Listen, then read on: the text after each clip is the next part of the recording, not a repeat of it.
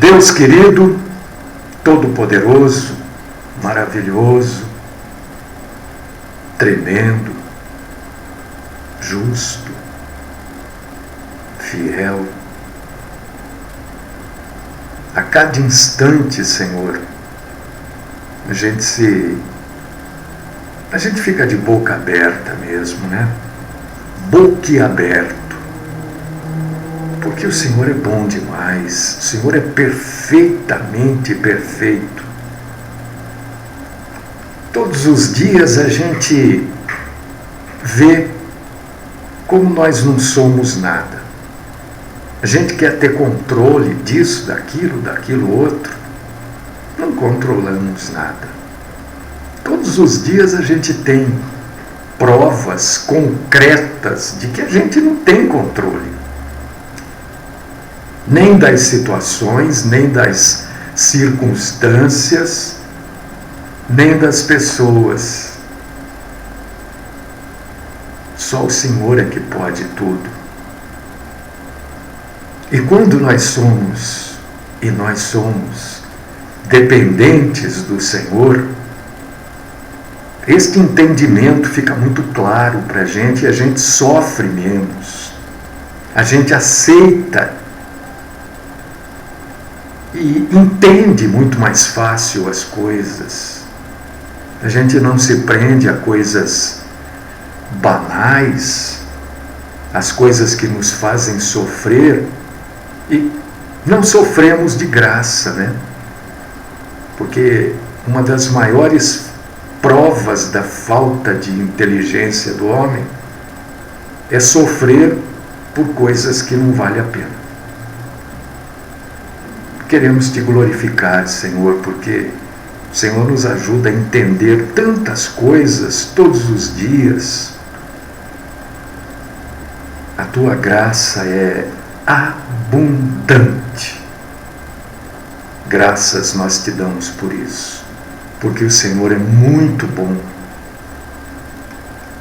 Senhor, livra-nos do mal, da mentira, Senhor. Maior malignidade que existe no mundo é a mentira. Ajuda-nos a não fazermos parte das coisas mentirosas. Nós somos fracos, sabemos disso.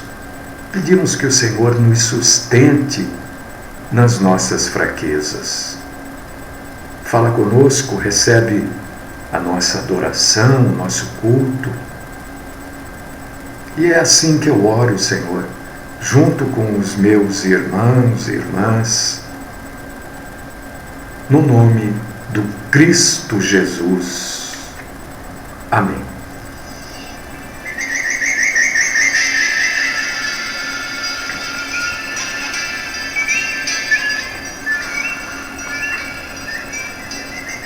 Hoje eu quero falar um pouquinho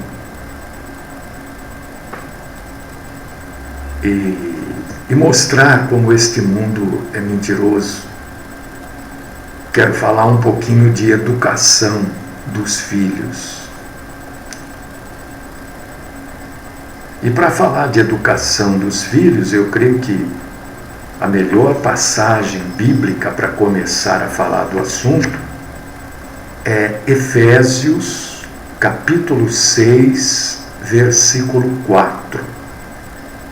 Até porque a gente precisa explicar um pouquinho essa passagem, porque tem gente que entende isso de uma maneira muito humanista. Eu ia falar mundana, mas algumas pessoas poderiam interpretar errado. Entende de maneira humanista esta passagem. E ela está muito mais profunda do que aquilo que o humanismo joga no nosso caminho. Então, abre aí, meu irmão, minha irmã, se você puder, Efésios 6:4. Se você não puder abrir a Bíblia agora, Bete, ouça, eu vou ler A Bíblia, por que eu leio? Por que a gente lê? Para que pessoas possam ouvir. Porque a Bíblia diz assim, que a fé vem de ouvir. Mas vem de ouvir o quê? Vem de ouvir a palavra de Deus. Então eu vou ler aqui para você ter a dificuldade que eu tenho aqui e a gente vai ler, né? Efésios capítulo 6, versículo 4. Você tem filhos? Preste atenção no que vai ser dito hoje. E vós, pais, não provoqueis vossos filhos a ira, mas criai-os na disciplina e na admoestação do Senhor.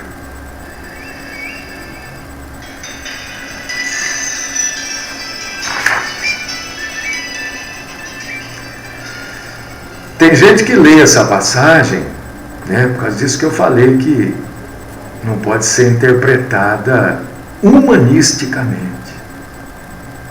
Nós precisamos ir entender o que está escrito. Eu sempre digo, olha, se você tem dúvida daquilo que você entendeu da Bíblia, procure alguém que tenha um entendimento mais profundo que você, para saber a opinião, se equipara com a sua, se ajuda a melhorar o seu entendimento. E eu sempre, Luzia, me coloco à disposição das pessoas, mas existem outras tantas, centenas, milhares de pessoas que são estudantes da Bíblia e conhecem muito a Bíblia, né? Então, primeira coisa, esta passagem está, a gente não pode, olha, toda vez que você for ler a Bíblia, preste atenção, qualquer passagem, seja principalmente o Velho Testamento, mas o Novo Testamento também. Não se esqueça que a Bíblia, de uma maneira geral, ela foi direcionada para o povo judeu. A Bíblia não teve, se você pegasse essa carta, por exemplo, ela não vinha lá com o endereço Brasil, BR, não vinha. Ela não ia vir com o endereço Campinas, Estado de São Paulo. Ela ia vir com Israel. A Bíblia foi escrita para os judeus de uma maneira geral, especificamente o Velho Testamento. Então, para a gente entender por que algumas pessoas têm um entendimento melhor, mais claro, mais verdadeiro da Bíblia do que outras. Porque, primeiro, isso está na cabeça da pessoa. A Bíblia foi escrita para os judeus. Então, eu estou lendo isso daqui, eu tenho que entender a cultura do judeu. Como é a vida do judeu. Principalmente como era nesta época aqui. Senão eu não vou entender a Bíblia. Senão eu vou ficar viajando na maionese aqui. E vou ficar ouvindo pessoas que também não entendem do seu jeito aí, acham que a Bíblia foi escrita para gente aqui no Brasil, né? E foi escrita para gente que mora aqui em Campinas, Hortolândia, Valinho, Sumaré, Nova Odessa, Vinhedo. Não, está errado. A Bíblia foi escrita para aquele povo de lá. Como aquele povo rejeitou, abriu para a gente do restante do mundo, é assim que funciona. Porque aos olhos de Deus é Israel. Tudo que está fora de Israel é o restante do mundo. é o resto do mundo. Não resto no sentido pejorativo, mas resto no sentido assim, não é Israel, é todo o em volta. Então, quando está escrito aqui pais, né, não provoqueis os vossos filhos a ira, não está dizendo que você não pode dizer não. Aliás, sempre que necessário, diga não. A gente tem um pouco de receio dessa palavra não. As pessoas, eu tenho às vezes dificuldade em falar não. Às vezes eu fico todo enrolado com tempo, com lugar. Agora o negócio da pandemia está um pouco mais restrito. Mas eu tenho dificuldade em falar não. Às vezes a pessoa me chama ali, acolá, não sei o quê, olha, e eu quero fazer tudo para todos, e aí eu entro em desespero, porque eu não consigo. Isso é falta de falar não, não posso. E para os filhos, né, está dizendo que tem horas que a gente tem que falar não. Só que está voltado aqui, meu irmão, minha irmã, não é para a nossa cultura. Nós temos que adaptar a coisa.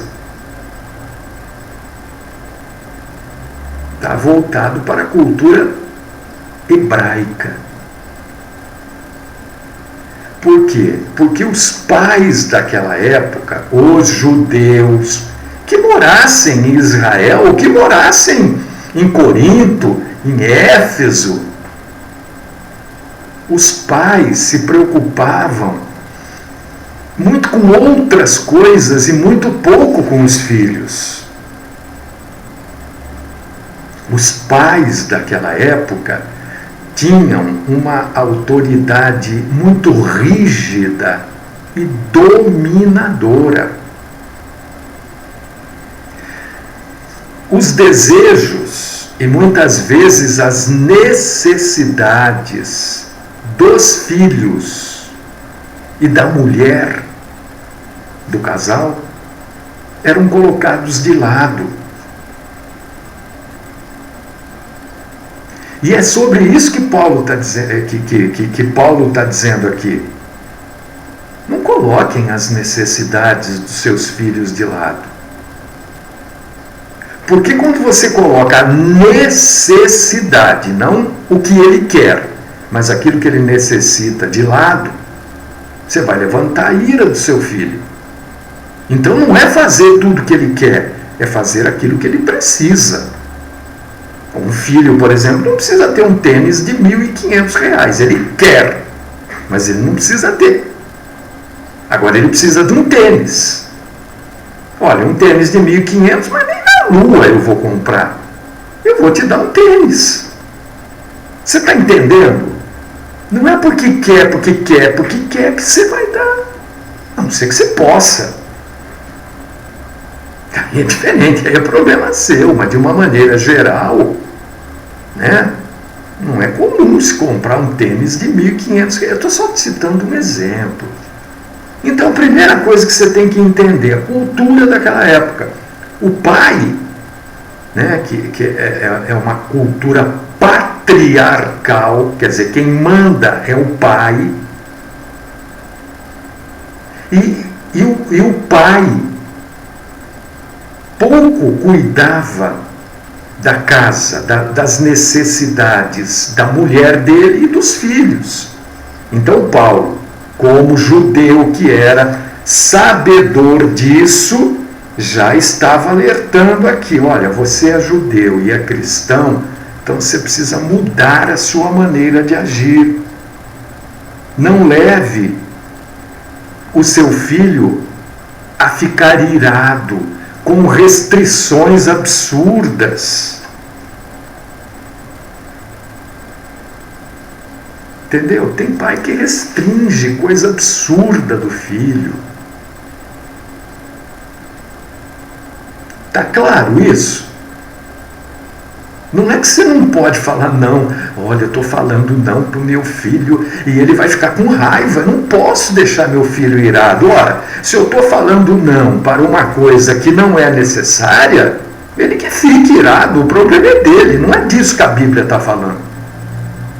Agora, eu não posso falar não para uma necessidade, a não ser que eu não possa mesmo nem suprir esta necessidade. Aí eu vou ter que chegar lá e explicar para ele. Agora, se é uma necessidade, não vontade, desejo, capricho, né? E eu posso satisfazer, por que eu vou dizer não? Necessidade, é sobre isso que está falando aqui. Isso é fundamentado na cultura da época, naquilo que o próprio Paulo escreveu. Então, se você, meu irmão, minha irmã, não colocar, não estabelecer para os seus filhos limites, o que infelizmente a maioria dos pais não estabelecem, Marcelo, a maioria não estabelece limites. Você sabe o que vai acontecer, Odete? A vida vai estabelecer. E o pai e a mãe, quando vai estabelecer limite para os filhos, estabelece com carinho, com atenção, com explicação, com orientação. A vida não. A vida estabelece sempre de uma maneira muito bruta. E às vezes com consequências para o resto da vida. Então, a obrigação do pai, agora vamos trazer para os dias de hoje, né? Para a nossa cultura. Nós não vamos mudar a Bíblia. E nem nós aprovamos, e nem Paulo aprovava esta prática do pai na época, que não satisfazia, não tinha interesse, vontade de satisfazer os desejos da família. A maioria dos judeus era assim. Tinha outros interesses. Agora vamos trazer para a nossa época. Para a nossa época, existe, nós temos que seguir, apesar de não concordar com algumas coisas, nós temos que seguir. Existe o tal do ECA. Você já ouviu falar? Não, ECA não quer dizer caca, não é isso. É ECA. ECA, Estatuto da Criança e do Adolescente. E nós temos que seguir, porque ele existe, ele é lei. Mas veja como esse nosso país é um país do faz de conta. Se você abrir o ECA, o Estatuto da Criança e do Adolescente, no seu artigo 4, eu escrevi aqui, porque senão eu esqueço, né? Isso aqui. Olha o que está escrito. Você conhece o artigo 4 do ECA? É dever da família, da comunidade, da sociedade em geral e do poder público, com absoluta prioridade, a efetivação dos direitos referentes à vida, à saúde, à alimentação, à educação, ao esporte, à profissionalização, à cultura, à dignidade, ao respeito, à liberdade e à convivência familiar e comunitária.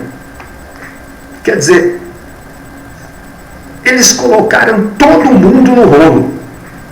Aquilo que deveria ser função do pai e da mãe, eles colocaram como minha obrigação também, como sua. Quer dizer, o sujeito faz filho e eu tenho que cuidar do filho dele, você também. Isso é lei. Artigo 4 do ECA. O governo faz isso?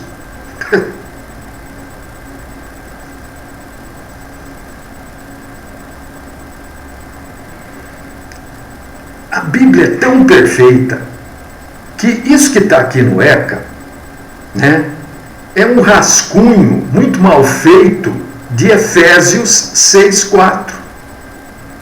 Efésios 6,4 é a perfeição. O ECA, nesse artigo 4, é um rascunho extremamente mal feito.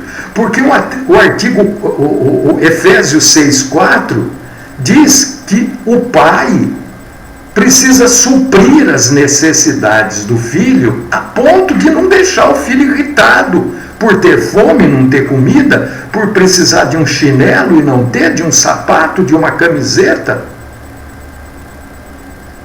A Bíblia diz que a gente deve criar os filhos com disciplina e de acordo com os ensinamentos cristãos. Não é isso que está escrito aqui? Admoestação no temor do Senhor. Agora você quer ver como esse país aqui é um país do faz de conta. País do faz de conta. Ora, se nós temos como sociedade, porque aqui inclui a sociedade, aqui coloca todo mundo com obrigação, não é só o pai e a mãe. A obrigação de fazer filho é do pai e da mãe. Agora, para cuidar é de todo mundo.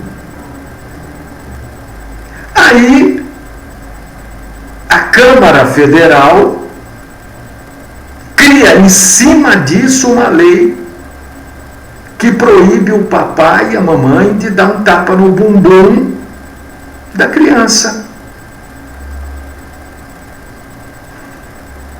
Então a gente não pode fazer nada. Para eles educar é só falar. Para eles educar não é restringir, não é impor. É só falar. A educação é feita no blá blá blá. Como o blá blá blá é o artigo 4 do ECA. Só conversa, gente. Ninguém faz isso. Principalmente, né, o poder público. Está cheio de crianças sem creche. Está cheio de crianças sem saúde. Vira e mexe, a gente tem ETT. Eu não gosto muito do vira e mexe porque é um termo meio, né?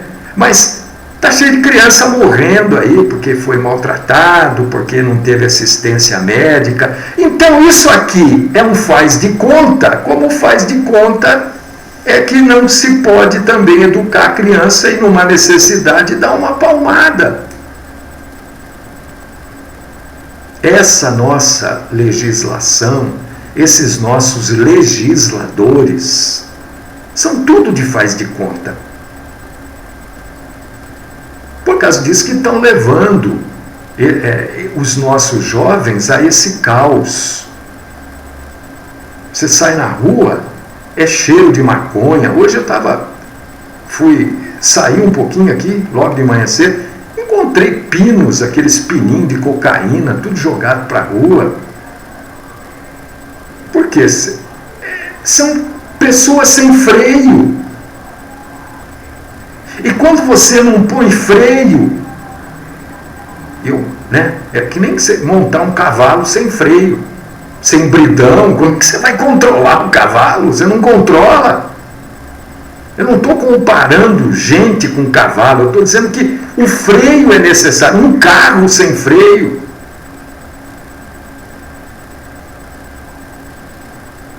uma carroça sem, uma bicicleta sem freio, não tem jeito. Tudo precisa ter freio.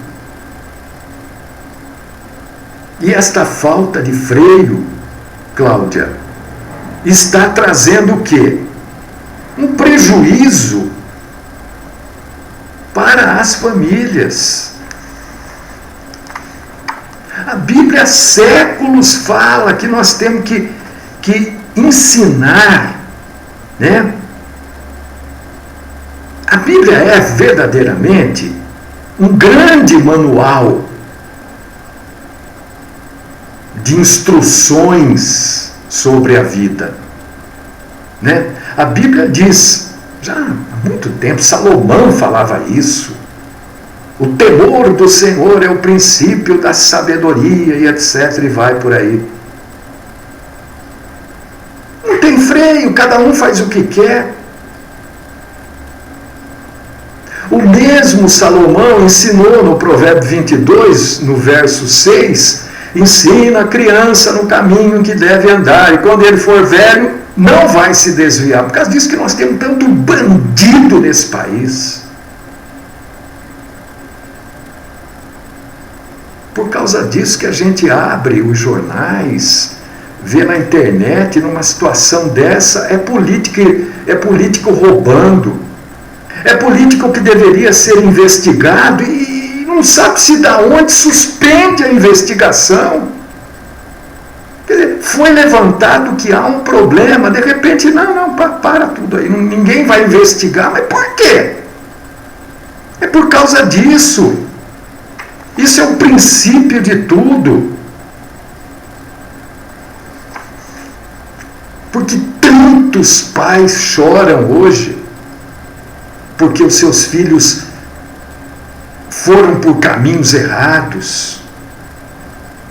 Por que existe tantas e tantas crianças sendo violentadas, usando crack e outras drogas?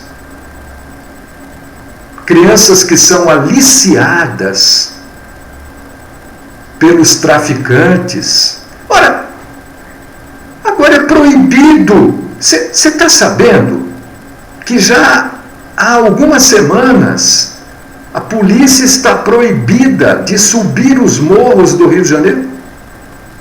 Quer dizer, eu não consigo entender.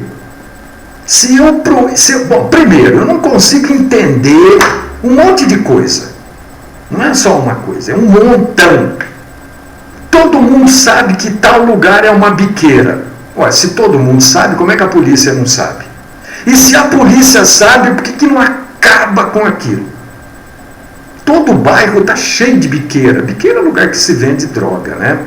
E se troca mercadoria roubada por droga. Você sabe, você que não é envolvido com isso, você sabe, olha, ali se vende droga. Quer dizer, todo mundo sabe. Se todo mundo sabe, a polícia tem que saber. Se a polícia sabe, por que não vai lá e pulveriza aquilo?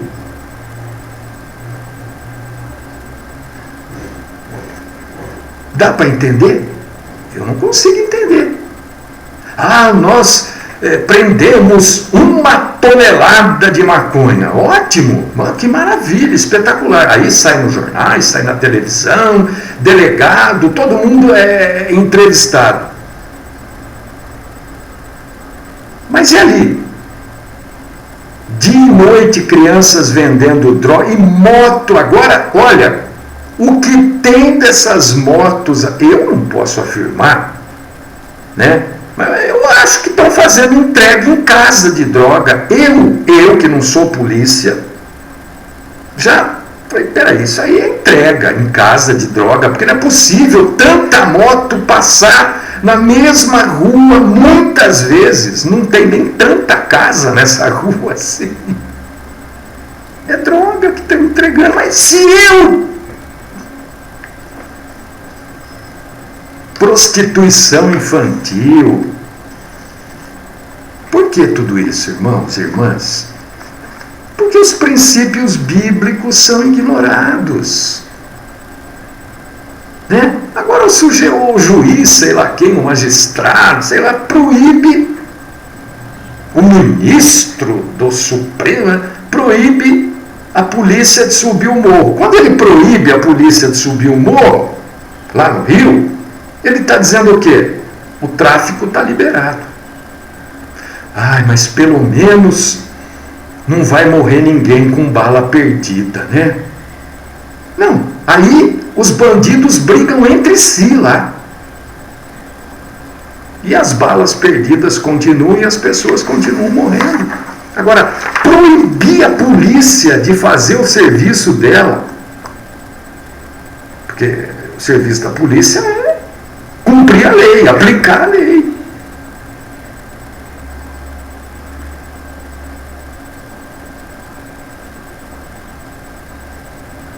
Esse país é um país de brincadeira. Isso já, né? Quando tem muita lei, mas nós temos uma infinidade de lei que nem os advogados sabem todas as leis. Por causa disso que você vai no escritório de um advogado, né? E tem aquela estante enorme atrás, abarrotada de livros. Lógico, ele tem que estar lendo toda hora. Quando você vai lá, é muita lei. E nenhuma funciona. Porque o que funciona para mim não funciona para o outro. Eu posso ser preso, o outro não pode. Eu posso ser preso e ser algemado, o outro não pode. Se eu matar alguém, eu posso ser preso. Agora, se um rapaz de 17 anos e 11 meses matar alguém, ele não pode ser preso. Aí ele vai lá e fala, não, eu atirei mesmo, né? O cara reagiu, mas meu Deus, a reação é natural do ser humano. E esses repórteres, vocês vão me desculpar, eu vou usar um termo muito chulo aqui agora, mas não tenho mais como, é difícil segurar. Esses repórteres babacas, tanga frouxa, é porque ele reagiu, né? Houve reação. Mas, gente, se um caminhão está vindo em cima de você, você não tem a reação de fugir? Você está vendo que uma moto desgovernada vai vir para cima de você? Um cachorro louco vem, você não vai fugir? Imagina um cara meter um canhão na tua cabeça. A primeira reação sua é pôr a mão, tirar, fazer alguma coisa. E parece que quem faz isso é culpado. Não é o bandido que é culpado, é quem reage que é culpado. Quer dizer, eles querem prender o cidadão de bem, o sujeito que levou um tiro. Mas sabe por que você levou tiro? Porque você reagiu. Gente, mas a reação é normal do ser humano, é um instinto que nós temos. Qualquer ser vivo tenta pegar um pardalzinho no muro da sua casa, ele vai fugir. É a reação dele. E dizem, mas reagiu, houve reação. Parece que livrando a culpa do bandido e acusando a vítima.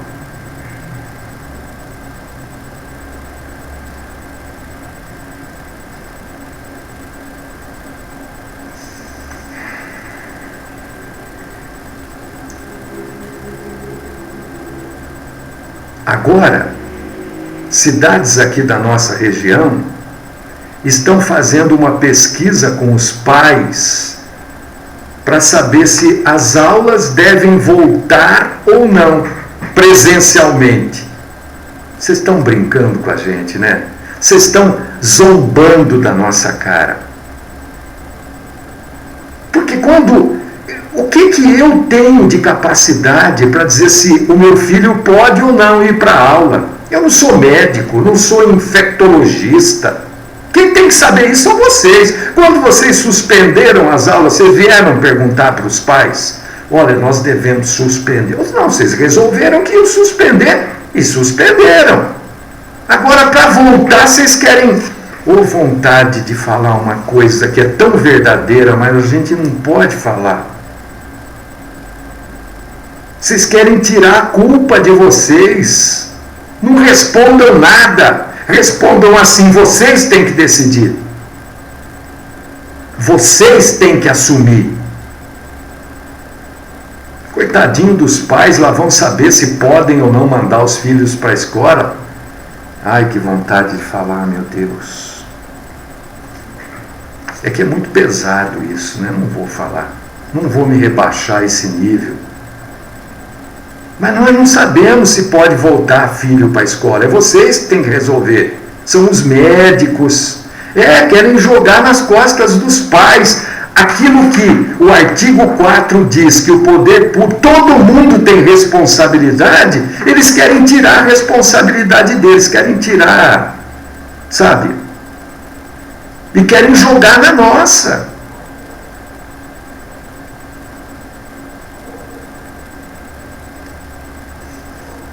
Não respondam, não. Se é que estão fazendo pesquisa mesmo, porque é tudo tão mentiroso. Essas crianças vão tudo passar de ano, viu? Tem criança no 5º, 6º ano que não sabe ler. E vão passar. Porque eles têm medo de reprovar. Sabe, olha, o problema desse, um dos grandes problemas, né, é que todo mundo que se elege, primeiro fica um ano de férias, um ano que não faz nada. Depois, no 2º e 3º ano, eles já estão preocupados com a eleição que vai acontecer no 4º ano. Então, eles não querem fazer nada para não perder voto. E é isso que está acontecendo. Vai ter eleição. Você acha que algum prefeito ele quer se reeleger ou quer colocar alguém dele, um vereador? Então não fazem nada. Eles têm medo de fazer alguma coisa para perder voto. E perder voto, né? Então ninguém está preocupado com você. Só Deus mesmo está preocupado com você. Só Deus. Então, ensine o seu filho. Capacite o seu filho a escolher. Ensine o seu filho as consequências das decisões erradas. Ensine ele e até proíba algumas decisões que podem ser danosas para a vida dele. O maior presente que a gente pode dar para os nossos filhos são atitudes sábias. Isso é presente, isso sim é presente. Não é tênis, óculos, celular de 5.000 reais. E eduque os seus filhos no temor do Senhor. Não eduque no temor de nada, é no temor de Deus.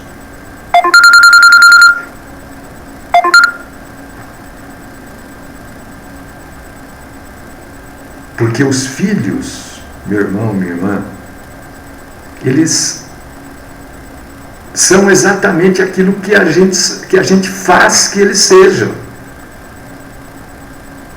E a gente não pode esquecer que os filhos são heranças que Deus concede a gente. Por causa disso que a gente precisa educar no temor do Senhor. Né? Desde o Velho Testamento isso é ensinado. Ao invés de ficar seguindo esses bobalhões aí, que ficam de kippah, né, estola, se fazendo de judeu, menorá na igreja, siga o que é verdadeiro. Ó, não precisa se judaizar, siga aquilo que é para todos. Deuteronômio 6, 6 e 7. Essas palavras que hoje te ordeno estarão no teu coração, e as ensinarás a teus filhos, e delas falarás, sentado em tua casa, e andando pelo caminho, deitando-te e levantando-te. Isso sim. Ficar, pai, porque eu sou judeu, porque eu... larga de ser bobalhão, você não é nada. Que diferença tem o judeu? Para salvação não tem diferença nenhuma. A própria Bíblia diz, é judeu, é grego, não importa quem. Para salvação.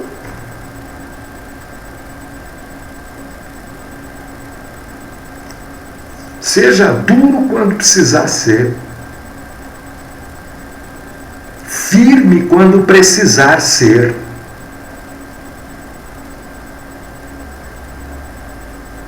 Porque senão, meu irmão, minha irmã, nós vamos fazer parte disso tudo que está aí.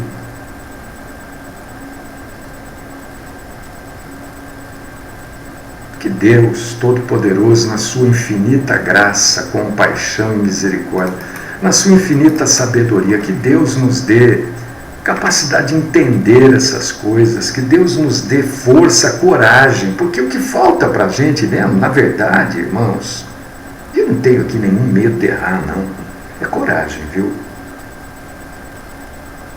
Eu, na minha ignorância, eu acho que o nosso povo é um dos povos mais sem coragem do mundo. Eu vejo dessa forma. Não é coragem de sair dando tiro, não é nada disso que eu estou falando. É coragem de fazer o que é certo. E se nós somos cristãos, nós temos que fazer o que é correto à luz e aos olhos de Deus.